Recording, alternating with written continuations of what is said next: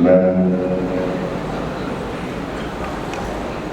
الذي صدق وعده ونصر عبده وأعز جنده وهزم الأحزاب وحده. أشهد أن لا إله إلا الله وحده لا شريك له وأشهد أن محمدا عبده ورسوله ولا نبي بعده. اللهم صل وسلم وبارك وكرم على نبينا محمد وعلى آله وأصحابه ومن تبعهم بإحسان إلى يوم القيامة. Amma ba'd, Bapak Ibu Saudara hadirin jamaah salat subuh Masjid Al-Muhajirin yang berbahagia.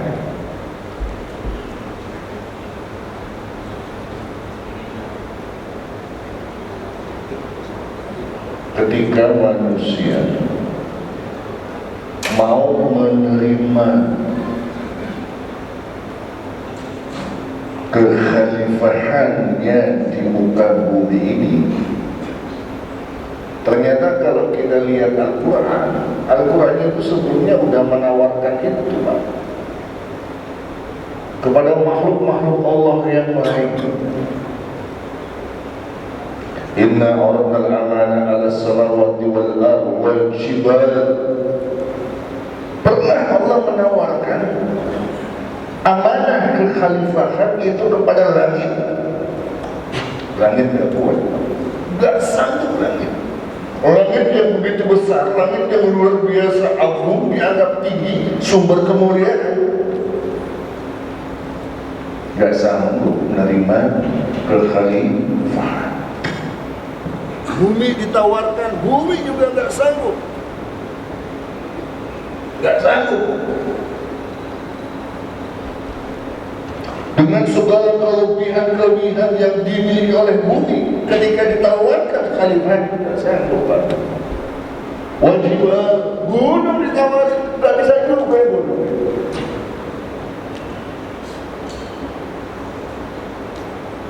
Hamalah al-insan, manusia nekat,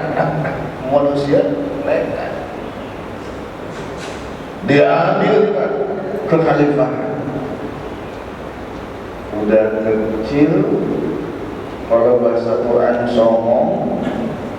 sombong, lemah semuanya, nekat menanggung beban yang amat berat, beban kekhalifahan. Wa hamalahal insan, maka dia manusia menerima beban yang berat. Makanya Al-Quran berkata, innahu kana zuluman jahula. Ketika manusia mau menerima beban itu, innahu kana zuluman jahula, maka sungguh manusia adalah orang-orang yang zalim dan orang-orang yang jahula dan orang-orang yang bodoh. Tapi kan persoalannya kemudian tidak mungkin Allah salah memberikan amanah ke khalifah. Kenapa Allah kemudian mengatakan innahu kana zaluman jahula? Karena memang ada kecenderungan manusia kepada dua sifat tadi, yaitu sifat zulum dan sifat jahula. Zulum artinya apa? Zalim artinya apa, Pak? Orang zalim itu orang yang kenapa? Hah? Ini malah mikir apa? Hah? Jahula?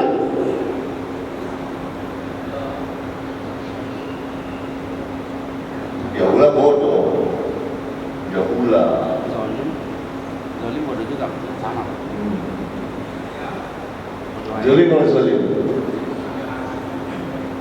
Lawannya zalim apa? Lawannya zalim adil. Adil itu artinya kudu ngaji lagi nih. Ini malam berapa nih Pak? 14. Setiap malam ada isi kuliah tarawih. Tiap malam kuliah subuh. Tiap hari juga. Berarti sehari 2 kali. Zolim apa nih ya?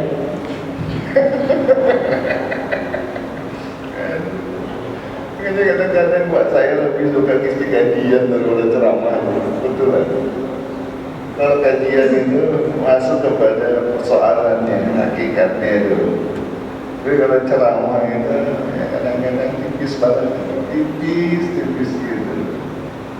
Zulum lawannya adil. Adil itu artinya wad'un syai' fi mahallih, menempatkan sesuatu pada tempatnya, itu adil. Punya anak 5, 3 laki, 2 perempuan. Apa kemudian uang sakunya kita samakan semua Pak? Karena kita memahami harus berbuat adil. Kita samain semua, satu orang 50.000. Adil enggak? Adil enggak? Punya bini 3. Kenapa saya contohin 3? Karena istri, kalau istri 1 is 1, kalau 2 is 2, kalau 3 baru istri. Makanya harus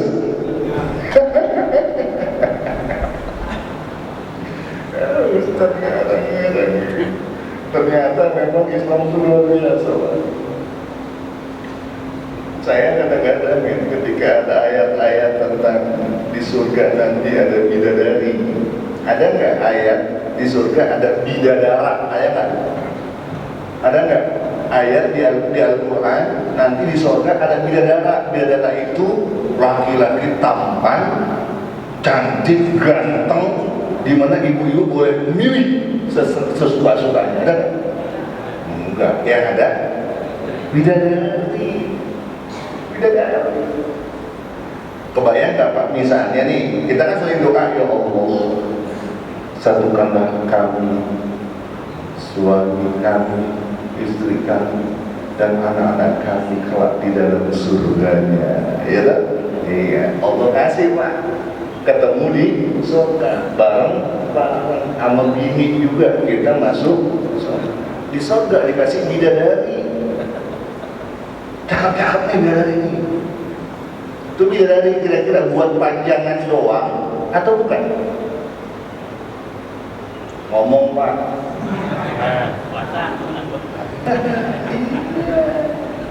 Kira-kira kalau kita colek itu bidadari, bini kita gimana di samping nih? Di surga nih, di dalam surga nih. Di mana bininya tadi? Cemburu. Tapi kan lucu, masa di surga cemburu. Makanya salah satu pelatihannya poligami boleh buat laki yang buat di surga Pak. Buat latihan di surga.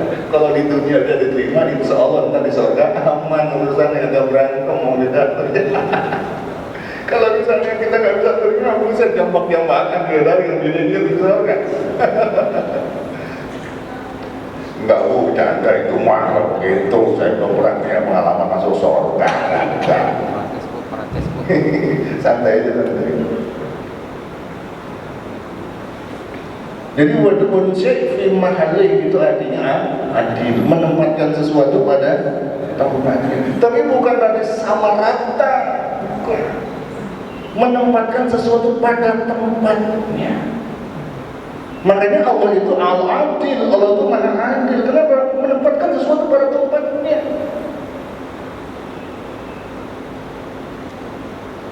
Jadi saya Allah takar. Kenapa? Wad'un syai' fi mahallih. Emang orang pantasnya segitu. Coba kalau sehari saya dapat 500 juta, nggak keder. Iya, mentalnya nggak siap Pak. Dikasih 1 juta sehari aja mata jelalatan. Bagi 500 juta sehari. Bentar-bentar saya terima nikahnya. Bentar-bentar saya terima nikahnya. Saya banyak. Allah kasih sesuai kadar kemampuan. Wad'un syaifi mahali, menempatkan sesuatu pada tempatnya. Makanya salah satu ciri orang-orang yang bertakwa adalah orang yang bisa menerima apa yang Allah berikan dan apa yang menjadi ketentuan Allah. Pak, yang paling susah hidup di dunia ini menjadi apa? Yang paling tidak menyenangkan di dunia ini, yang paling gak enak apa? Miskin. Tapi Rasul pernah berdoa. Apa doa Rasul? Rasul berdoa, Allahumma ja'alni miskinan. Ya Allah, jadikanlah aku miskin. Padahal itu gak enak. Kenapa Rasul berdoa Allahumma ja'alni miskinan? Rupanya di balik sesuatu yang tidak menyenangkan itu ada nikmat yang luar biasa. Nih, kita semua sekarang sehat. Terasa nggak nikmat sehat? Terasa nggak nikmat sehat sekarang? Terasa nggak? Enggak. Bandingin. Kalau bapak 3 hari meriang di rumah nggak bangun dari tempat tidur, nikmat sehat gimana? Ya Allah, ternyata sehat itu luar biasa. Kalau begini kita ingat, cuma nggak sebesar ketika kita dalam keadaan susah, kita dalam keadaan sulit. Kita punya duit di kantong itu biasa, kita nggak sadar bahwa itu nikmat yang besar. Tapi pada satu titik kita tidak punya uang, maka uang sedikit itu menjadi luar biasa.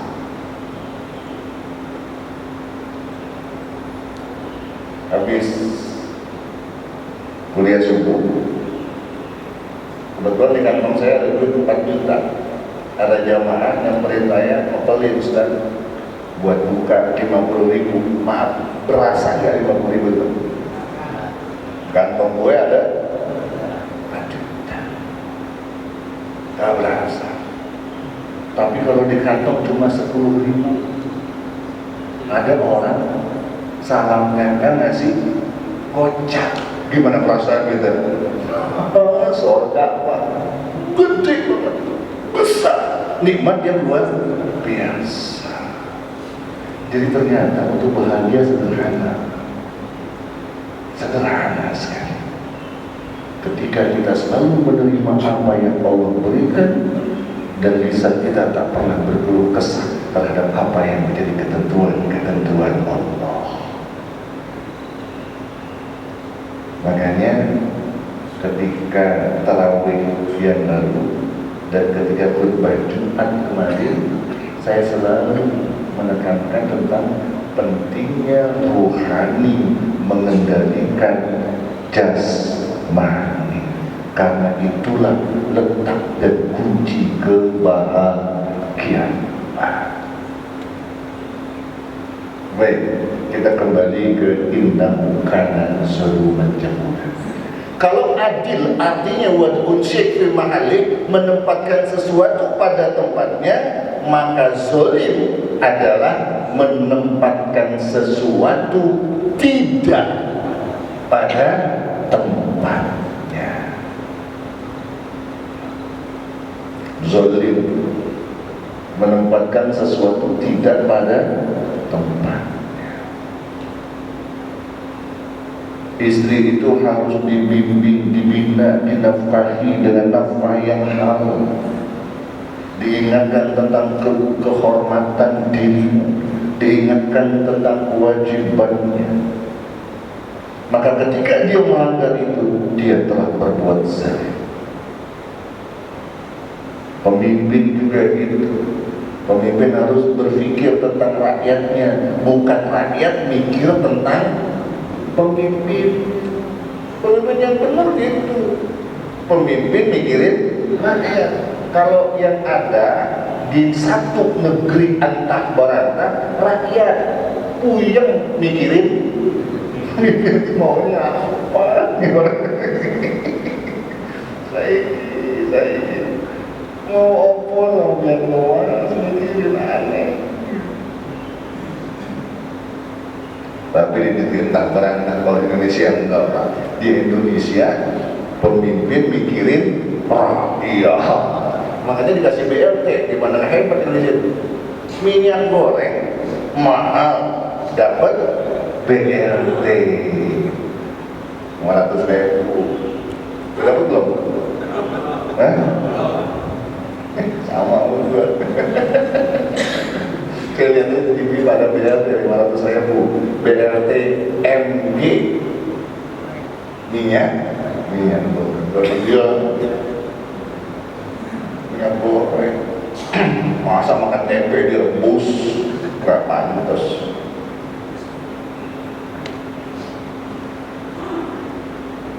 Nah, Bapak Ibu Saudara, kecenderungan berbuat zalim dan curang. Sampai ini titik. Saya mau geser ke garis yang lain. Nanti kita cari titik temunya. Itu ya Pak. Simpen dulu. Yang kedua, ada dalam ayat Al-Quran dua Rasul dan Nabi yang secara tegas, jelas disebut sebagai khalifatan fil ard, disebut sebagai khalifah. Jadi ada dua Nabi dan Rasul yang disebut secara tegas dan jelas sebagai khalifah. Yang pertama Adam alaihissalam. Ayatnya wa idh qala rabbuka lil malaikati inni ja'ilun fil ardi khalifah. Surah Al-Baqarah ayat 30. Ayat 30. Kenapa Allah menjadikan khalifah? Padahal ayat itu bilang ketika Allah berkehendak menjadikan Adam sebagai khalifah, malaikat demo angkat tangan, turunkan. Begitu kata malaikat, demo di pintu surga. Kalau Armando kan digebukin depan DPR pintu, ini malaikat demo, tapi gak ada Armandonya.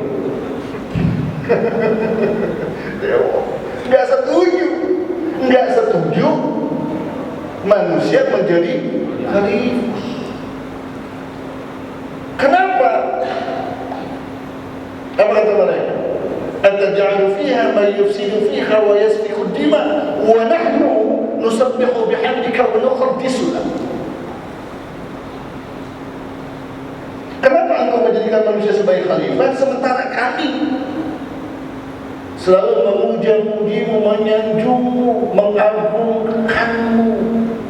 Manusia pasti mereka akan saling berbuat zalim. Manusia pasti akan saling menganiaya, dan manusia cenderung saling sakit menyakiti. Kecenderungan manusia.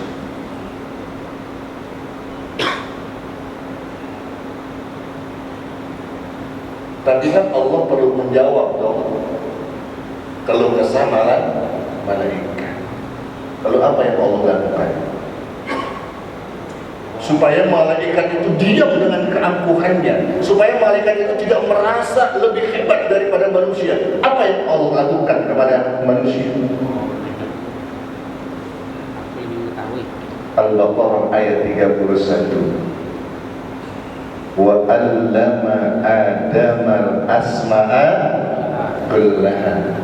Supaya manusia bisa diterima sebagai khalifah, maka Allah harus memfasilitasi manusia agar memiliki potensi kualitas jauh melebihi makhluk-makhluk yang lain. Maka kemudian ada proses transformasi of knowledge, ada proses pembelajaran yang Allah berikan kepada Adam alaihis salam. Wa 'allama Adamal asma'a kullaha.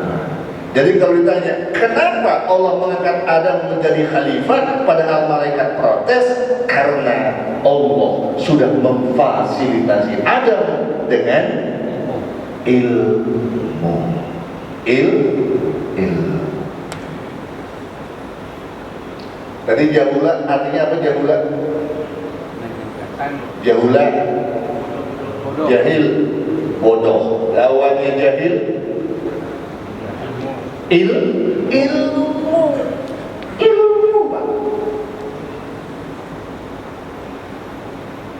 Jadi ketika Allah mengatakan innahu kana zaluman jahula, bahwa manusia itu berbuat zalim dan bodoh, lalu ketika Adam jadi khalifah, maka kata Allah wa 'allamal adama asma'allaha, supaya Adam enggak zaluman, supaya Adam enggak jahula, maka Allah fasilitasi Adam dengan satu perangkat, satu software yang bisa melebihi segala kapasitas kualitas yang dimiliki oleh makhluk-makhluk lain, yaitu al-ilmu.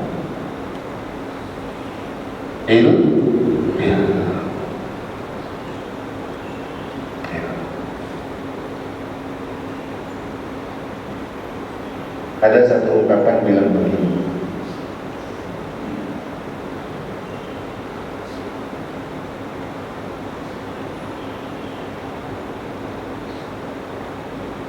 setiap apa yang ada di muka bumi ini mal'unah. Segala yang ada di muka bumi mal'unah, terlaknat. Mafiha, seisi apa yang ada di muka bumi ini mal'unun, dilaknat. Illa, kecuali aliman wa muta'alliman, orang yang selalu memproses dirinya dengan belajar dan mengajar. Makanya dalam hadis, proses pembelajaran itu minal mahdi ilal lahdi, dari mulai dilahirkan sampai mati. Untuk apa? Supaya manusia tidak jahul. Sebab jahula bentuk kelemahan hakiki manusia. Hebat ayat Tuhan. Jadi yang pertama, Nabi yang secara tegas dan jelas disebut sebagai khalifah adalah Adam. Kenapa Adam diangkat khalifah? Karena ilmu. Wa 'allama Adam al-asma'a kullaha. Yang kedua, Nabi yang disebut secara tegas dan jelas sebagai khalifah siapa? Salah. Siapa? Salah. Ayo udah sebutin dah. Siapa?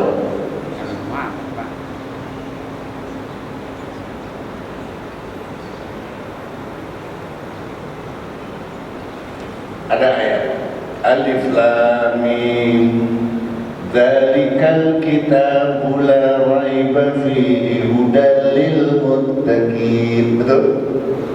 Dzalika artinya itu. Al-kitab itu kitab. Ketika ayat itu turun, Quran menjadi kitab belum?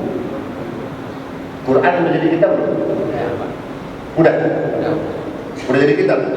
Udah dibukuin? Belum. Quran udah selesai belum turunnya? Belum, masih proses. Kenapa Allah bilang zalikal kitab? Emang udah jadi kitab? Tunjuk tangan, jawab. Kasih hadiah sama saya. Brosur umroh, ayo. Hah? Ayo. Jadi kita belum. Lalu kenapa orang bilang zalikal kitab? Kenapa Allah bilang itu kitab, padahal Al-Quran masih berproses dan Al-Quran baru ditulis di atas batu, di atas kulit, di atas pelepah kurma. Tapi kenapa Allah bilang zalikal kitab? Itu kitab. Kan belum ketahuan Pak, masih proses. Tapi Allah sudah berani mengklaim zalikal kitab. Pertanyaannya, Allah benar apa salah?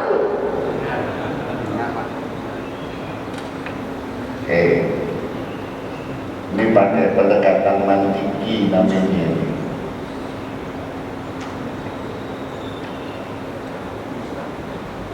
Saya bilang, ini kitab. Benar apa salah? Benar, karena ini buku. Lalu saya bilang, ini kitab. Benar apa salah? Ini kitab. Benar apa salah? Salah, karena ini bukan buku. Baru berupa tulisan. Sekarang Allah yang ngomong. Ini kitab, betul apa enggak? Betul. Ini kitab, betul apa salah? Yang keras lo ngomong. Ini Allah bilang, ini kitab, benar apa salah? Tadi katanya salah.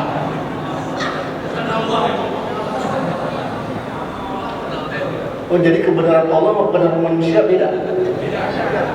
Beda? Jadi kalau saya bilang, ini buku, salah. Kalau Allah yang ngomong, buktikan kalau ini buku. Tunjuk tangan lo, jangan ngomong doang. Pak Rasid. Sudah ada yang bermaksud. Salah. Ayo, tunjuk tangan. Kalau kita ingin tahu harus proses Pak, jadi kita itu jauh proses, jadi harus berusaha Pak untuk tahu Pak. Lama, nggak jelas. Ayo, siapa ya? Ayolah. Ustadz juga boleh ngejawab. Kalau Ustadz ada kata brosur. Ayo, tiap hari ngaji, apalagi Ramadan. Ngebut. Zalikal kitabu la raiba fihi hudan lil muttaqin alladziina yu'minuuna bil ghaibi wa yuqiimuuna as-salaata wa mimmaa razaqnaahum yunfiqun. Ya kan? Ngaji itu kan? Nah, saya tanya sedikit doang, satu kata. Zalikal kitab. Benar apa salah? Benar. Allah yang ngomong. Kalau gue yang ngomong, salah. Buktiin bahwa ini kitab supaya benar omongan Allah.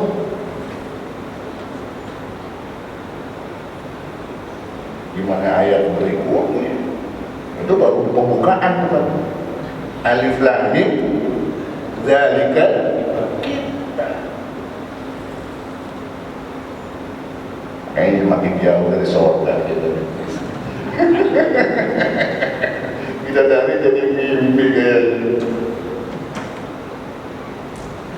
Wah, zalika itu isim isyarah. Jauh. Isim isyarah, kata petunjuk. Zalika untuk menunjukkan sesuatu yang sifatnya jauh.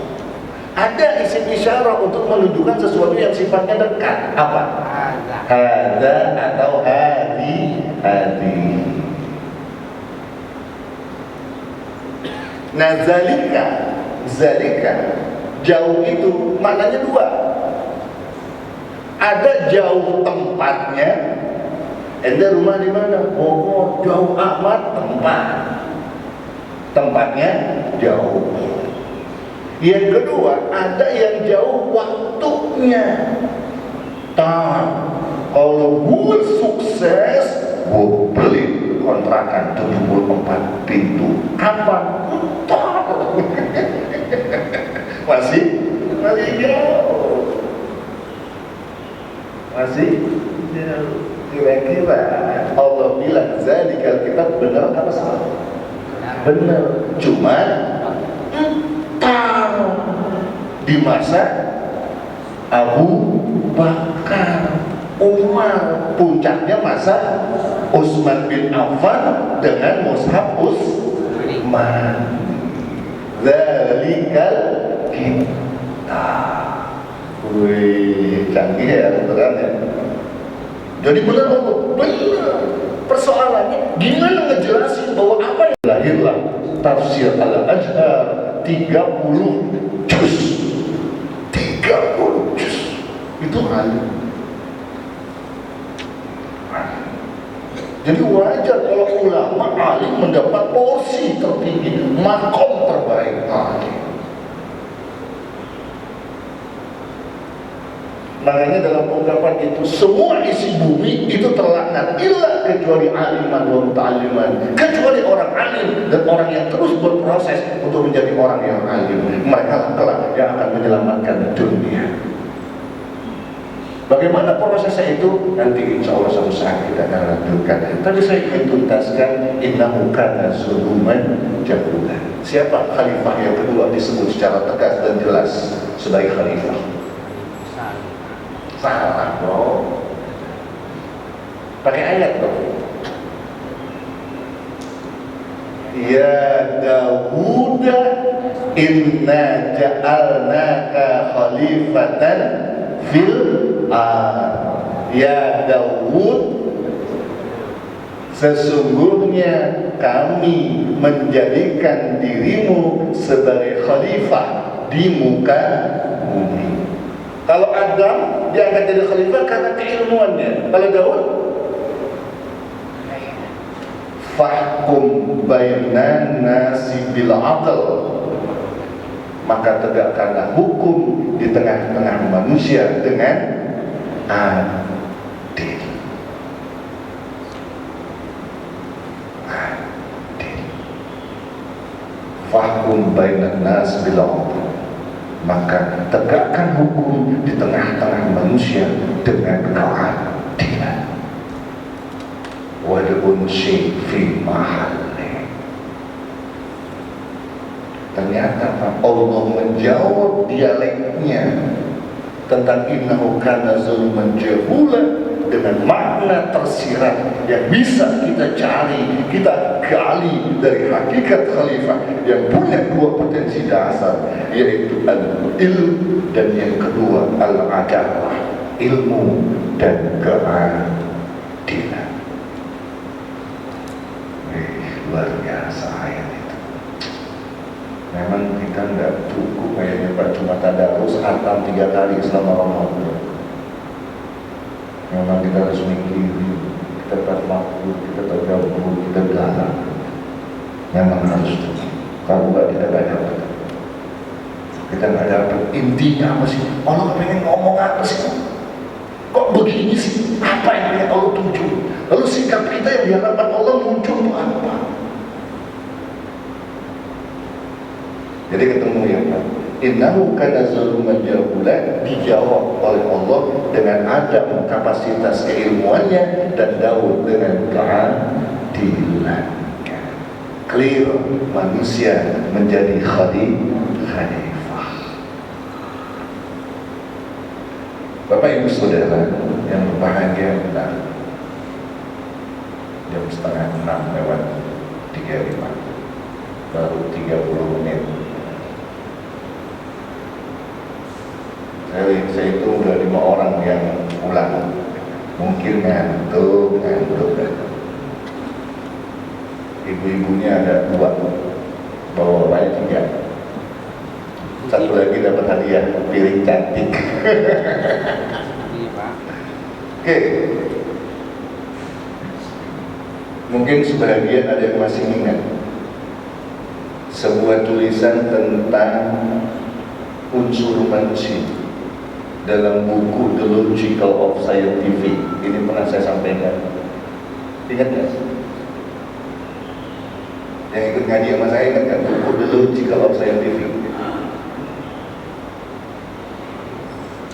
Di buku itu dibilang manusia terdiri dari 2 unsur, unsur jasmani dan unsur rohani. Unsur jasmani, unsur yang semuanya serba terbatas.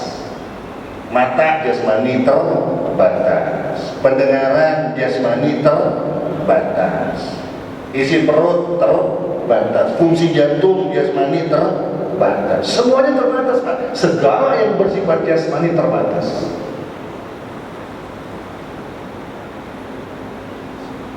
Pak Haji Amin 40 tahun lalu sholat tarawih, jangankan 11, 16 60 rakaat kuat. Gak, Allahu Akbar. 40 tahun lalu. Coba sekarang. Iya, karena terbatas jasmani. Dulu Pak, umur 20 makan satu piring kurang. Nambah, coba udah 80. Setengah piring aja maksa Pak. Keisi enak. Kenapa? Lambungnya ciut. Lambung mulai semuanya ciut, di bawah lambung juga ciut. Iya, ciut juga. Dulu kalau buang air kecil gagal.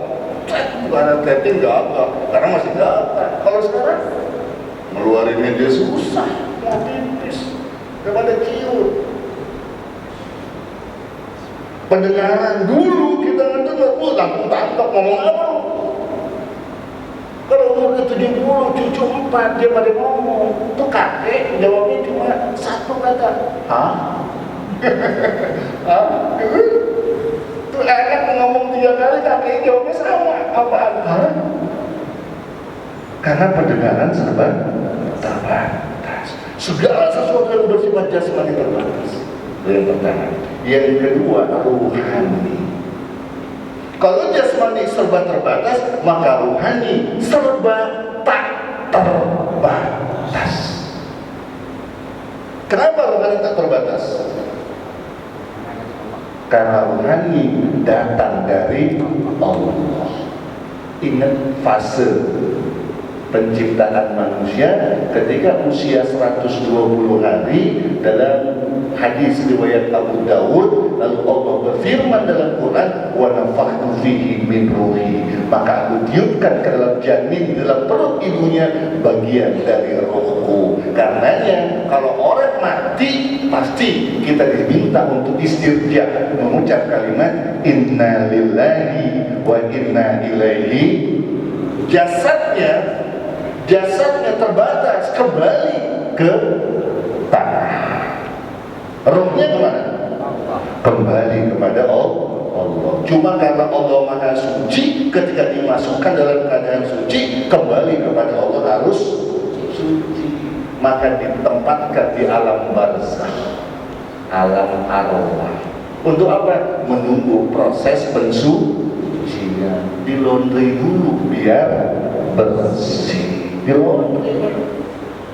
Direndam dulu, dipuncak-puncak, dibanting, dibilas, diputar-putar. Udah kering, udah beres, dijemur. Habis dijemur, setrika. Makanya dulu ketika kita kecil tuh ada komik tuh, orang di neraka mulutnya nih, lisannya dipotong, digunting untuk mensucikan lisannya. Kemaluannya dibusuk sampai nembus.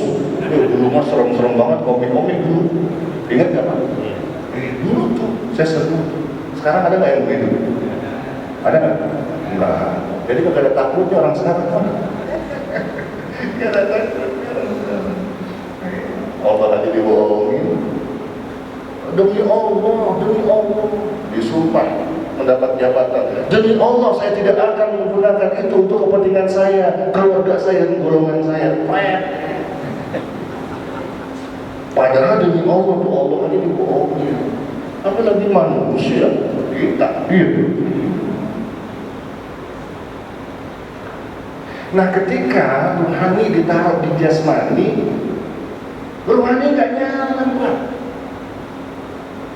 Ruhani kan nggak terbatas, ditaruh di tempat yang terbatas. Sama kayak Bapak kan harusnya merdeka, tiba-tiba dimasukin ke dalam bui. Nyaman nggak? Enggak, semua serba terbatas. Tersiksa ruhani. Dia biasanya bebas, lalu dia terbatas oleh jasmani. Makanya orang puasa sebetulnya ibadah membebaskan rohani dari jasmani. Coba imsak anil akli, mengendalikan, mengatur dari makan, wasyurbi, minum, wajimani, hubungan biologis. Makan jasmani rohani. Makan, minum, hubungan biologis, jasmani. Orang puasa disuruh tuh ngendaliin jasmaninya untuk membebaskan rohani. Bebasnya rohani tercermin dari kebahagiaan hati dan jiwa. Makanya kata Allah, lisoim farhatan, bagi orang yang berpuasa ada dua kebahagiaan. Yang pertama bahagia ketika berbuka, sebab rohani bebas dari jasmani.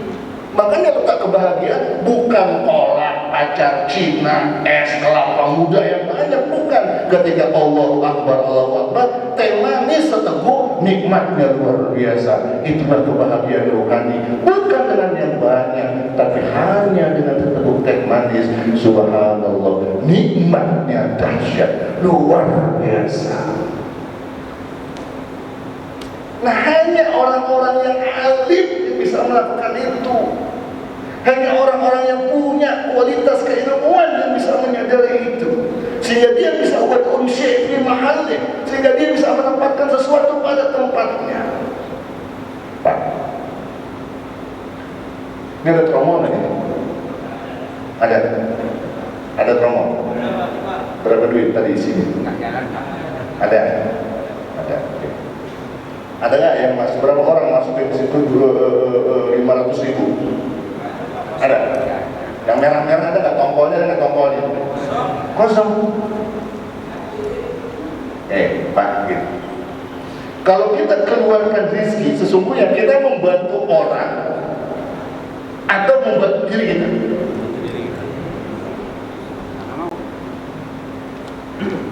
Belum pas logikanya. Ada orang mati, dua. Satu orang kaya, satu orang miskin. Pertanyaannya, nanti ketika diinterogasi sama malaikat, di BAP, pertanggungjawabannya berat orang miskin atau berat orang kaya? Iya, orang kaya, orang miskin mau tanyain apa? Rumah ngontrak. Duit rezeki pas cuma cukup buat sekali makan. Entar cari lagi, dapat habis. Malaikat juga seken nanya nih, ya belum. Tapi kalau orang kaya, duduk kontrakan no, duit dari mana lo?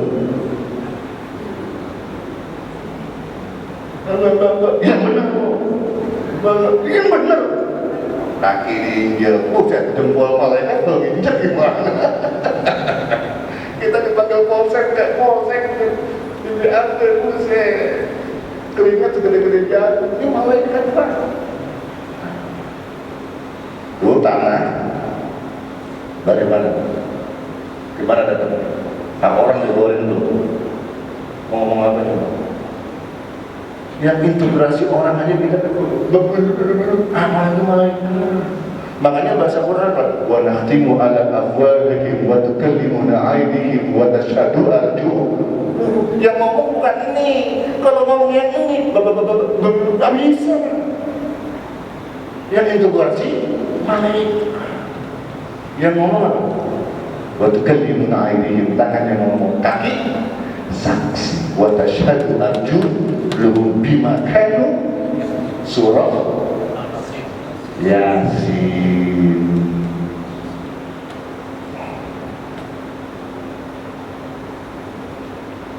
Ketika roh di alam barzakh,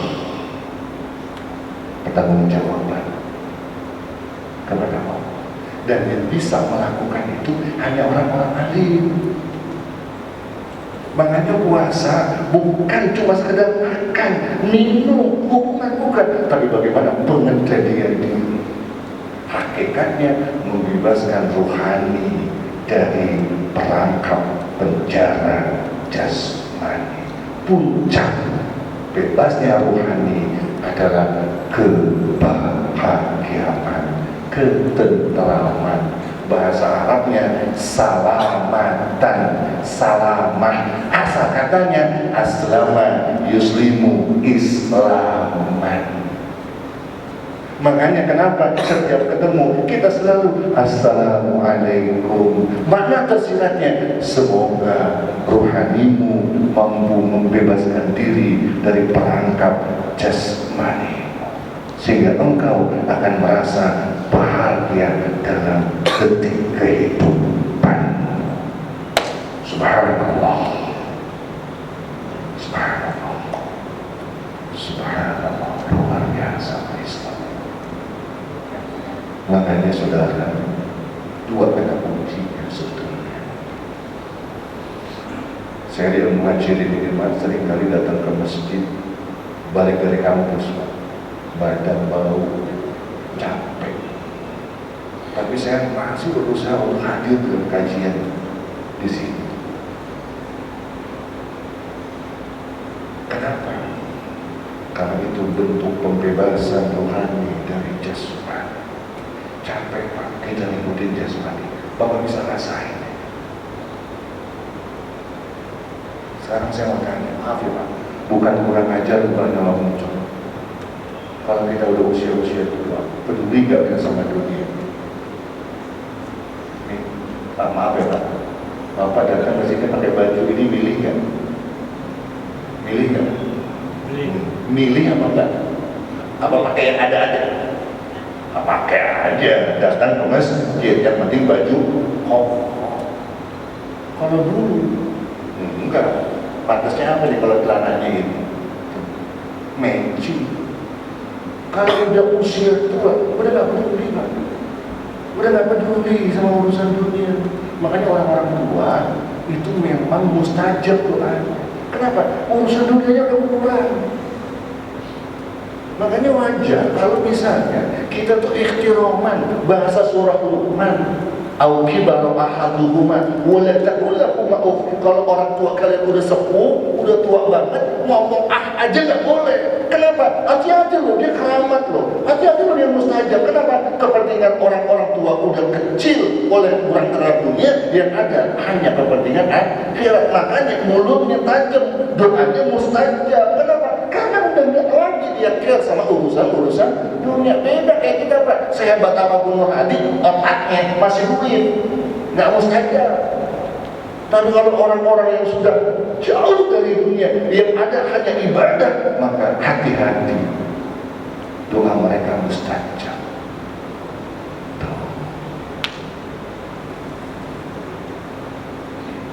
Jadi ternyata kedekatan dengan Allah pun demikian. Ketika kita bebas dari perangkap dunia, terakhir makanya Allah bilang begini, kullu amal ibni Adam lahu. Setiap amal ibadah anak Adam buat dia, salat buat dia, cari duit buat dia, sedekah buat dia, semuanya buat kita semua Pak, illa siyam, kecuali puasa. Fa innahu li, khusus untukku. Kenapa? Karena puasa pembebasan rohani dari jasmani, rohani datang dari Allah, dan kelak akan kembali kepada Allah. Hakikat fitrah nanti di akhir Ramadan, fitrah maknanya adalah kembali ke dalam keadaan suci, kembali ke dalam keadaan suci. Kemana? Ilallah, kembali kepada Allah yang menitipkan roh dalam keadaan suci. Puasa kita bebaskan itu, kita jaga roh kita agar dalam keadaan suci akhir Ramadan kemudian kita merasa fitrah kembali, sampai kita menggunakan simbol Idul Fitri, hari pembebasan, hari kemenangan rohani dari perangkap jasmani. Wallahu a'lam bishawab. Semoga Allah membimbing kita menuju kebahagiaan hakiki, bahagia di dunia, insyaallah bahagia di akhirat, dengan dua bekal. Yang pertama al-ilmu, dan yang kedua al-adalah. Billahi taufiq wal hidayah. Assalamualaikum warahmatullahi wabarakatuh.